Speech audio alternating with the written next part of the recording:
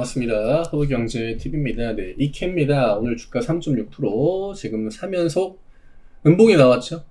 일단 수요일부터 목요일, 금요일 해가지고 2차전지 쪽이 대부분 분위기가 좋지 않았습니다. 대부분 다 따라가는 포지션이죠. 뭐 누가 하락을 주도했다라고 본다면 일단 전날 같은 경우에는 LNF의 영향이 좀 컸고요. 오늘 같은 경우에는 이제 뭐 솔루스 첨단 소재 같은 종목들이 낙폭을 많이 보여줬거든요. 대부분 다 음봉이죠. 이게 이케가 오늘 뭐 특별하게 많이 밀렸다라고 보기에는 등락률이 다 대동소이합니다. 네, 퓨처엠도 2.75%, SDI도 4%. 그래서 이케의 오늘 하락에는 이게 우선적으로 개별적인 악재가 뭐 작용을 하고 있는지, 이 챌린지에 대한 투심이 안 좋아질 만한 그런 이슈가 있었는지를 먼저 우리가 생각을 해보면 그런 거는 딱히 없었거든요. 다만 이제 이번 주에 그나마 뭐 건덕지를 찾아본다라고 하면은 조선주가 일단 강했다라고 하는 거. 기본적으로 기술주의 이제 반대편의 사이드에 있는 업종 중에 하나죠. 그 다음에 상반기에 이제 또 개인 투자자들을 약간 좀 허탈하게 했던 상법 개정 관련주들이 전날에 또 올라오면서 그런 움직임들이 좀 맞물렸습니다. 우리가 이런 구도를 보통 시소게임이다라고 표현을 하는데, 뭐 균형이야 최근에 이제 뭐 나쁘진 않았죠. 그게 이제 주 중반에서 주반 넘어가면서 한쪽이 저 올라오다 보니까 한쪽이 내려가는 구도. 요게 뭐 특별하게 의미가 있다라고 보기는 어려울 것 같아요. 우리가 물론 더 긍정적인 흐름을 기대하긴 했습니다만, 지금 반도체 쪽의 흐름이 완전하게 나빴느냐? 그것도 아니었죠. 그 다음에 뭐 바이오 같은 경우는 오늘 그냥 알테오젠 같은 거 지수 막잖아요. 이게 바이오가 좋아서 알테오젠이 오르는 거겠습니까? 아니죠. 뭐 다 같이 올라갑니까? 아니죠. 평상시에 같이 움직이는 종목들도 오늘 같은 날은 그냥 음봉 보여준 애들도 꽤 있고요. 이런 것들은 지수를 커버하기 위한 목적이거든요. 내가 진짜 뭐 2차전지를 밀고 외국인 기관이다라고 생각을 했을 때 지수를 밀어내고 와 얘네들은 진짜 아닌 것 같다라고 하면 굳이 저런 디스플레이를 할 필요가 없겠죠. 네. 이번 주는 좀 구조적인 그런 하락의 영향을 좀 받았다. 그리고 그 타이밍에 개별 악재가 나온 종목들이 좀 큰 폭으로 밀려 내려오면서 같은 업종에 있는 종목들한테 좀 피해를 미쳤다. 이 정도로 정리를 하는 게 맞을 것 같아요. 이게 왜 빠지는지, 왜 이렇게 주가가 밀리는지, 우리가 그냥 그걸 뭐 찾아보려고 해도 검색한다고 뭐 나오겠습니까? 그쵸? 포트폴리오가 좀 변화가 됐나라고 하기에는 보여준 게 너무 없죠. 지금 이런 구간에서 얘네들이 뭐 방향을 바꾼다라고 해서 가져갈 수 있는 이득이나 이런 부분들이 있겠습니까? 주가를 뭐 많이 올린 것도 아니고. 그냥 저항 라인 한번 찍고, 그 다음에 내려온 건데. 그쵸? 그 다음에 저점이 뭐 내려가는 추세가 만들어졌느냐? 그것도 아니죠. 여기에서 만약에 추세 하단에 그냥 쭉 있는다라고 하면 이게 또 심리가 그렇잖아요. 이런 자리에서는 되게 부정적으로 보입니다. 이런 자리도 우리가 굉장히 부정적으로 볼 수밖에 없어요. 이런 자리에서도 부정적으로 봐요. 이 구간을 하단 추세를 또 한 번 찍는다라고 했을 때 똑같은 관점이 들어올 거란 말이죠. 그 이후에 대부분 다 반등이 나왔습니다.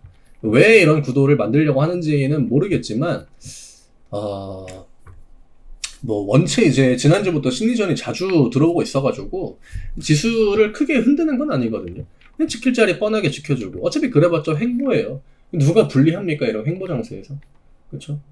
코스닥도 마찬가지예요. 여기는 결국 바이오랑 2차전지 가지고 지수를 만드는 그 흐름인데, 여기야 뭐 상법 개정이나 방산이나 조선원전 다 반영이 되겠죠. 하지만 코스닥은 완전하게 2차전지와 바이오로 만들어지는 구도예요. 이 흐름 자체가 지금 크게 나쁘진 않았다라고 하는 거죠. 여기에서 만약에 들어 올리게 된다라고 하면 결국 또 누가 움직입니까? 바이오 아니면 2차전지가 움직이겠죠. 지금 실적 개선에 대한 기대감이 들어오면서 2차전지가 랠리를 보여줬던 거고, 그거를 흔들 만한, 그거를 깰 만한 그런 악재 같은 것들이 없었습니다. 만약에 진짜 뭐 LG엔솔이나 뭐 SDI 쪽에서 계약금금 뭐 해지 이슈 이런 것들이 나와줬다라고 하면 당분간 좀 힘이 빠질 수 있겠구나, 납득할 수 있죠. 지금 그 정도의 모멘텀이 깔려 있습니까? 예, 그건 아닙니다. 만약에 여기에서 한 번 더 밀린다라고 하면은 일단은 44,000원, 43,500원 정도 여기까지 한번 찍어주면 다시 한번 하단 추세를 찍는 움직임이다라고 보시면 될 것 같고요. 여기에서 만약에 반등으로 바로 전환이 된다라고 하면 앞 구간과 같은 하단 추세 찍고 반등 보여주는 요 구도를 생각을 하면 될 것 같습니다. 우리가 이렇게 제가 뭘 이야기 드리고 싶냐면, 이렇게 보면 지금 자리도 되게 별거 아니에요. 여기에서 오르고 내리고 하는 게 이 전체 이 틀에 영향이 있습니까? 여기에서 만약에 주가가 이런 식으로 올라가려고 한다라고 했을 때 지금 여기에서 나오는 음봉, 양봉 이런 것들이 어떤 의미가 있냐라는 거죠. 이미 주가를 들어 올릴 만한 그런 트리거가 될 만한 기대감을 심어줄 만한 그런 이슈들은 다 깔려 있죠. 그게 이제 시장 외부로 점점 좀 노출되는 빈도수가 줄어들고 처음에는 이 얘기가 많이 나왔는데 요즘에 뭐 검색하면 이차전지 얘기 나옵니까? 안 나오잖아요. 특히나 이번 주 같은 경우는 거의 안 나왔단 말이죠. 뭐 그렇다고 순환이 안 돌아간다? 반도체 바이오가 어쨌든 간에 뭐 버틴다라고 하면은 순환은 언제든지 돌아갈 수 있는 거죠. 일단 순환 구도에서도 좀 밀렸고 또 이번 주 엔비디아 실적 발표도 있었고 엔비디아 실적도 나쁘지 않았고 또 오늘 PC 저녁에 이제 발표가 될 텐데 그거에 따라서 또 금리 인하 기대감이 들어올 수 있거든요. 그러면은 2차전지가 일단은 구조적으로 좀 유리한 포지션은 아니었다라고 하는 거. 그걸 좀 우리가 감안할 필요가 있을 것 같아요. 뭐 이 자리가 진짜 들어올리기는 굉장히 좋긴 했습니다만 갈 자리에서 못 갔다 내려오는 거거든요. 어차피 여기에서 하단을 찍고 다시 한번 반등 보여준 다음에 똑같은 자리에서 슈팅이 나오는 거랑 관점 자체는 다르지 않아요.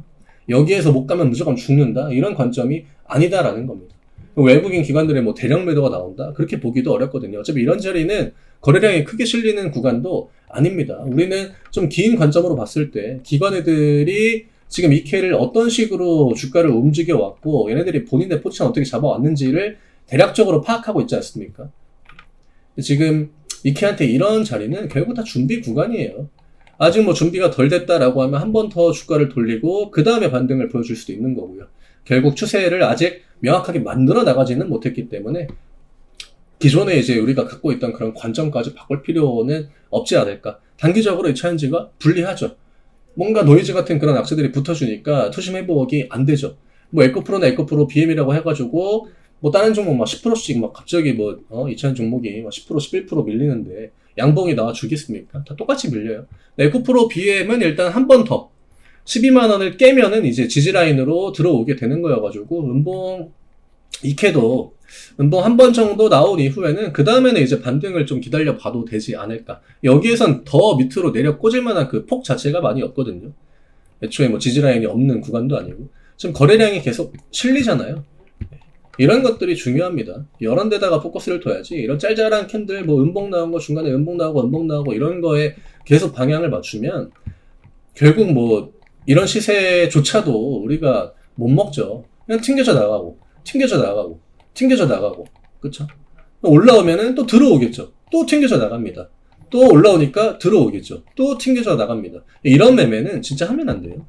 완전하게 그 전형적인 그 우리가 개미라고 하는 진짜 심리가 약해질 대로 약해진 그 개인 투자자들의 하는 포지션이 이런 대응이거든요.